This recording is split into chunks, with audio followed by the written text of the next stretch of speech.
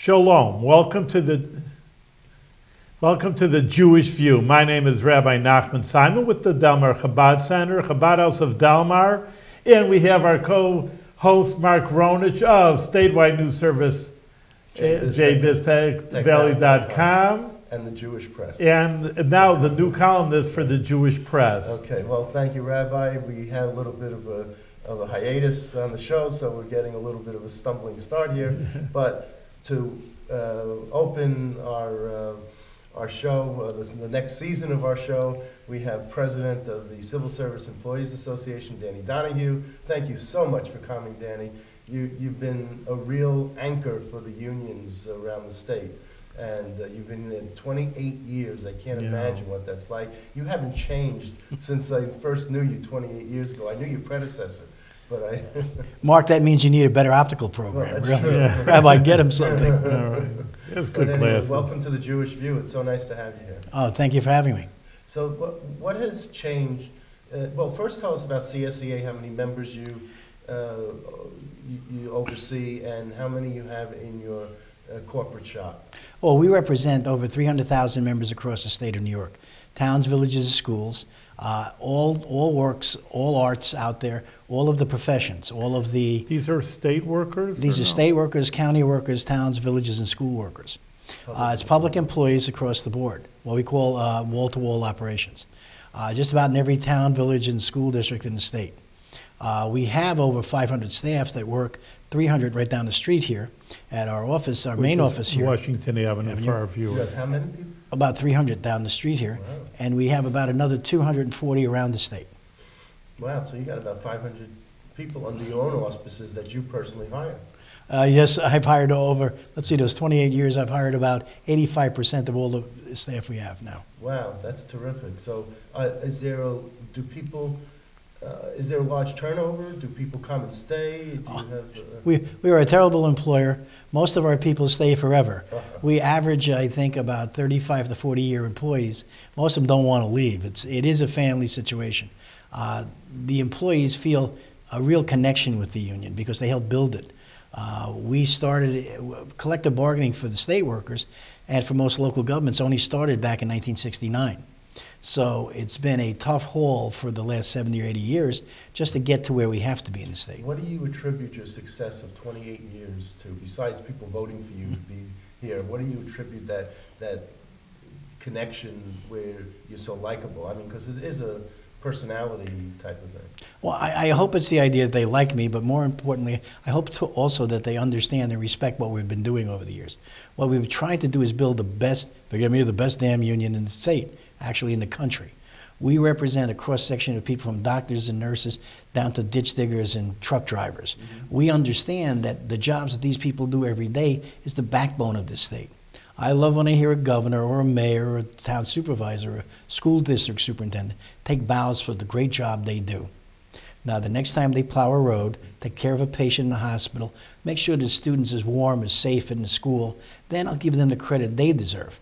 But until then, they take a lot of credit for all of those men and women who do the job every day that make them look good. So what does it take? I mean, they still vote for you. So what do you attribute your likability rating being so high? I think it's because what you see is what you get. Happy Irish kid from Brooklyn that who understands that I really work for those people out there every day. That doesn't mean they're all happy with me at times. I'd be a fool to think that. But it means that I recognize that I am not the boss. They are, if they take the time to get involved.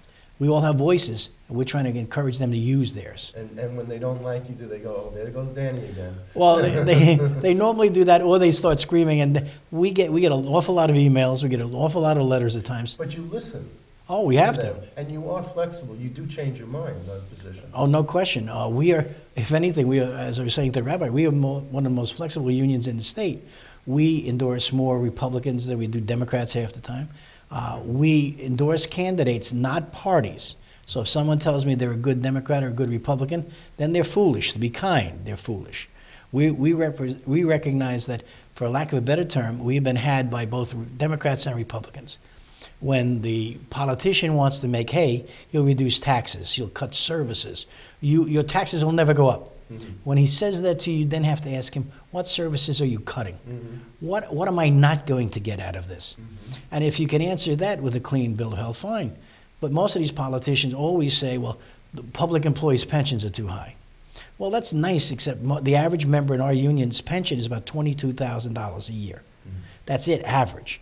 Now, the joke is when the days when people were getting 9 and 10% raises, we were getting 3. We've been paying for our health insurance and our pensions for over 40 years now. And yet, people seem to forget that we've been doing that all along. Instead of people asking why don't they have what we have, now the hue and cry is, well, we'll take it from the public employees because they shouldn't have it, which is foolish. When the bridges go out, when the roads are icy and dangerous, when suddenly the children at school are afraid for what goes on out there, who are the people you look at first? The school crossing guard, the cafeteria worker, the school nurse. These are the people who are the heroes every day who never get the credit they deserve. Now, let me, I have friends who work for the second largest public employee union, Public Employee Federation, PEF, and they say that when they worked for PEF, they signed up with the United Steelworkers Union. Oh, well, And are your members unionized? yeah. Oh, okay. You mean the staff? Union? Oh, well, no, they have their own independent staff union, the FSA, Field Services Union, and the UUE. Oh God, I'm going to get it wrong. I can't think my staff. Okay, UUE. fine. That's United something, right? Yeah, it's clerical unions. Both of our unions have been in place for well over 7 years now. So they are. So They're not affiliated with a national union. they're not affiliated with the national they're not. union. Is there a reason why you?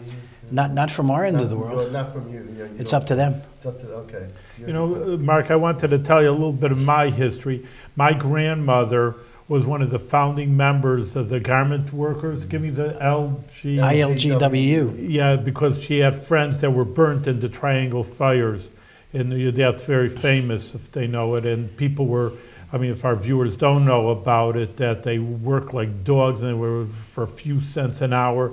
Unsafe conditions. They locked the doors so you couldn't get out. So when there was a fire, you couldn't even get out, and that's how they got burned. So she was very big in that. And my mother then was a teachers union, so I have union blood in me. I don't know if there's no rabbis union. You're going to have to come up with that.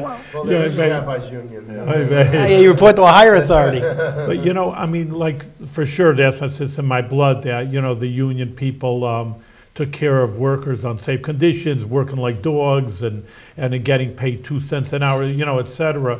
What are the issues nowadays? Like, what would you say are, like, the things that you're fighting for, literally, for, I mean, you know, it seems like to me, I mean, better conditions. They're in air-conditioned offices. I know, obviously, union people, they're not unsafe. I think maybe beyond air-conditioned offices. Yeah, but the argument being that the issues back in 1920 and 30s they've modified, but they're still there. The question of, do you have safe working conditions? That's still a problem out there in the communities. Really? Because in some cases, management, just go to Flint, Michigan, figure out how they saved money by changing the water sources. Right. When you look at what can go wrong out there every day, highway crews, we've started a few years ago this Don't Zone Out, because we know highway workers were getting killed in massive numbers comparatively to anybody else out there, because people weren't watching what they were doing on the roads. Also drowsy driving. Oh, absolutely. And the argument being that people take things for granted. It's the idea on an icy, snowy day, when that plow truck is going by, don't try to pass him or her. Try to make sure that you give them enough room to do their jobs, and they'll get you home safe in the long run. I'm guilty of passing a Oh, yeah. Oh. I-90 in Rensselaer County, and my car went off the road into the ditch, into the median. And because it was icing. never again. Oh, no. The wind from the side of the Really? plow, you know, the wind took Sure. my car, and it became part of like the Wizard of Oz or something. Yeah. Well, just a few years ago, when the big blizzards hit up here, Albany was giving awards to DOT workers in the area. And I remember being asked to be at the meeting, and part of our thing was to remember that these people are working 18 hours a day out on the roads. And when they go home, their driveways are still full of snow in some cases. So if you can, remember that they're part of your community. These people are out there to help you, so when they go down the street, wave to them. Well, I do. Yeah. And Fred Field, who was the longtime Colony Town supervisor, he always told me, he lived on Newton Road or something off of Route 9, and he would, whenever there was a snowstorm, he would come out of the snow and, just survey the town and do what he had to do as supervisor. But he told the road crews, do not plow my driveway or my street until last. He says, I don't want anyone to think I'm getting any special favors. There's all this sensitivity, even way back 35 years ago, Always. this sensitivity, to... Always, you're getting something I'm not. That's how foolish it all comes down to. If we all work together, we can all do something. That's right. So let me ask you about some issues. Your political action department, you have a very fine political action One of the best in the state. One of, if not the best. Yes. You want a constitutional convention? You don't want a constitutional No, we don't want a constitutional convention because we believe, in spite of all the ballyhoo about what the Constitutional Convention can do, we also see the potential for what they can do to everyone else. Once you open the Constitutional Convention, or you have a Constitutional Convention, everything in the state constitution is open for review. That's right. Everything. That's right. And in this day and age of, instead of let's work together, what's in it for me, the argument being, well, we could do away with everything from employment, from the civil service system, to the idea of having public employees at all. Let's contract out everything. I'll go back just a few years ago when a president named Bush said your Social Security should be like a 401k. You invest it anywhere you want to. If that would have happened, there'd be people jumping out windows today because the markets dive twice in between that. You need a stability, and the stability is government. We're afraid that if you have a constitutional convention, those politicians who like to make hay on the backs of public employees, from governors to mayors, would do just that, and there'd be no way to stop it. And contrary to popular beliefs, I would love to think that people come together and it really address the needs of the state. Do we spend more for child care? Do we take care of people in hospitals? Do we make sure people are not homeless and being fed properly? Unfortunately, I don't believe that would happen. And the proof of the pudding normally is when they start making cuts, the first group they start cutting is the public employees, which in turn means that the public gets less services. It's not a far reach, as they said, when a politician says, we're going to make sure your taxes never go up. Well, that means you're going to lose something in the process. You have to. So you can't do more with less in terms of being more efficient. Like, instead of using an abacus, you're using a computer. I mean, that makes you more efficient. It doesn't necessarily mean you have fewer employees. Oh, not at all. And if anything, the real sad part is when you look at where the state or even local governments, including school districts, have contracted out some of that work, there's no accountability. There's no transparency of what goes on. So almost all of the operations that get money from the state have provisions about checking on whether they deliver the jobs they're supposed to, whether they really do the things they advertise they're going to do, and very rarely is it ever enforced.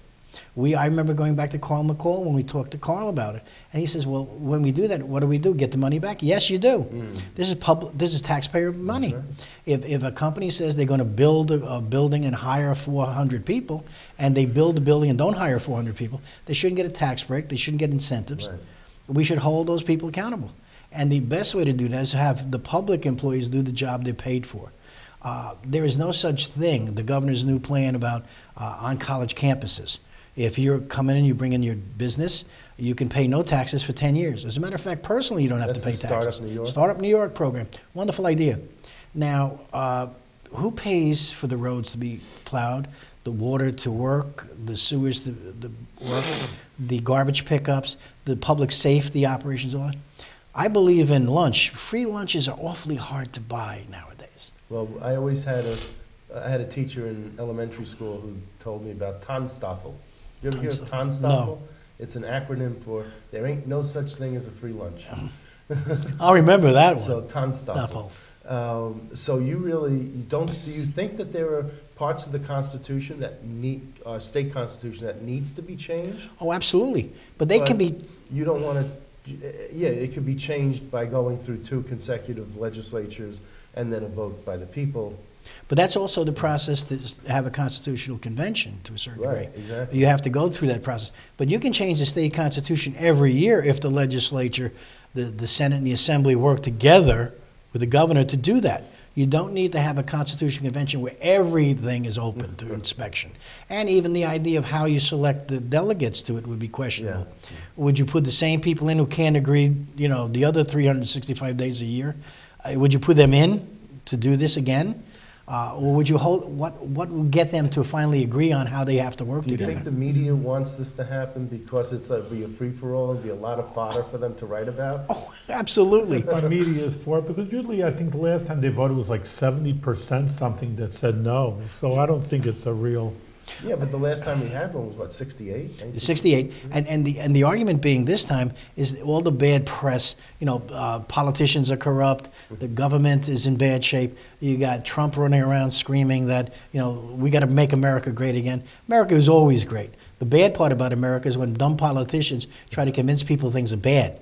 You keep saying things are bad hard enough, long enough. I think the guy's name was Goebbels, who said, you tell the lie long enough, hard enough, people tend to believe it. That's true. They do. I remember back in 83, 84, where Mario Cuomo came into office and started slashing jobs left and right. And you weren't president then. I wasn't president then, it was Bill McGowan. Right. So, and then by the time it was his third year, and his quote-unquote budget deficit was resolved, he started hiring again because he knew that his election was coming up in the fourth year, and he had to play nice, and he needed the endorsement of the union. Well, I'll give you a little different version of that, please. In the sense that when the good Mario Cuomo first got elected, we were one of the first unions and only unions to endorse him. Yes, I know. Ed Koch was running from the city, and almost every other union in the state of New York supported Koch. Right. When we supported Mario, we earned the spot on his first canned speech when he got to be governor. Okay. And that was, we had to make a lot of tough decisions. He had a $7 million, not even billion, millions back then, deficit. He had to do something. He had to do some tough things to people like CSEA. Handed out 7,000 pink slips. Really, for friends. We were the friend. Yeah. And he was doing it to us. But that really didn't, there were never 7,000 layoffs. Right. But there was attrition, and things weren't as well as they were. By the time he left, he had totally forgotten where he came from. Right. At that point in time, I was the president, and we had, before me, Joe McDermott, who was there for 6 years. Joe endorsed him the election before I got there. In that election, after he won, we wound up getting our pensions rated. I should say the pension fund was rated by the governor with the help of the Assembly and Senate. We wound up with 2 zeros in a contract. Right. We wound up having layoffs. We wound up with all of this after we had endorsed him. Right. So welcome to a friend.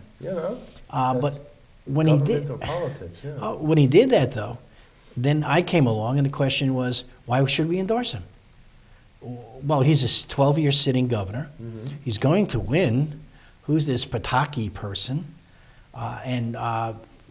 Very honestly, we tried for months to find a way out. Finally, we had a press conference. I said, we're not endorsing him. Suddenly, the next morning, he wanted to talk to me. We talked, and I said to him, just what I said to you now. You forgot where you came from. At the end, you had big business, big banking, big real estate supporting you, Mario. The Sierra Club is supporting Pataki. Yeah. Pataki's pro-choice. Yeah. What happened here? Well, I'm better than he is. I'm a better person for you guys than him. I said that worked when you ran against Pierre Winfrey. Yeah, it doesn't work now. Right. And when he lost, I loved the idea. So did you endorse anyone? No, we stayed out totally. Out of it. And I love the argument being that because we did, he lost. Yeah. Truthfully, we support him 3 times in a row. And the gift for supporting him 3 times, as I said in the end, was that he forgot his friends. So what was the state employee on the CSEA membership when he first took office and when he left? Yeah, that's what I was going to say. What was that? The peak of office holder? No, actually, back then, well, it was when he first got elected. We had about 300,000. No, I'm sorry, you carry. So with him, it was about 240,000 members when Mario got elected. Under you carry Bill McGowan, we had about 300,000 members. That was before PEF broke off and 82 broke off when we first got collective bargaining. Since then, We've been able to gain back members to the point where we're just about 300,000, and except for the Supreme Court of the United States, we would have a full 300,000 membership no matter what. But they've come up with Friedrichs, which was a thing for child care workers, that voted to be in our union, were told they couldn't be.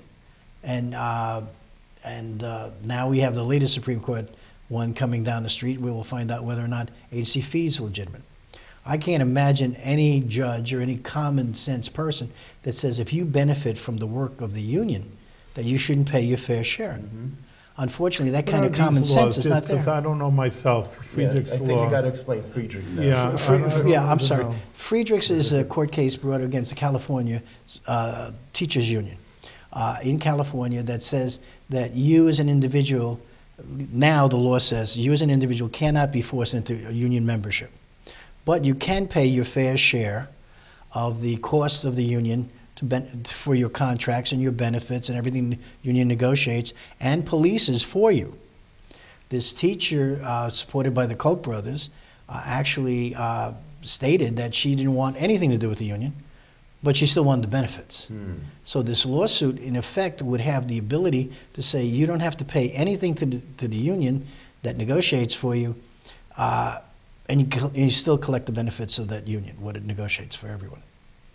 Which makes no sense. That was allowed? And it's not. No, it's in front of the Supreme. Oh, it's in front of the Supreme Court. The case was argued in January, with Scalia passing. The question now becomes whether or not you're going to have the vote. If it's a 4-4 vote, it reverts back to the California courts, which ruled in our favor. But the truth of the matter is, as I said, I can't imagine, and it's probably the beginning of what's going on there. That's the extreme case again. Instead of looking at what's good for the whole, we start looking the narrowest view. The individual's rights. Right now, under New York State law, we can't make you a member if you don't want to be. And you don't have to pay full dues. You can get your political contributions back. You can get other things back. But you have to pay at least a fair share of the cost of the union's operations that you do benefit from. So, okay, I appreciate that explanation. Excellent, I understand. And I hope that the audience really got a lot of it.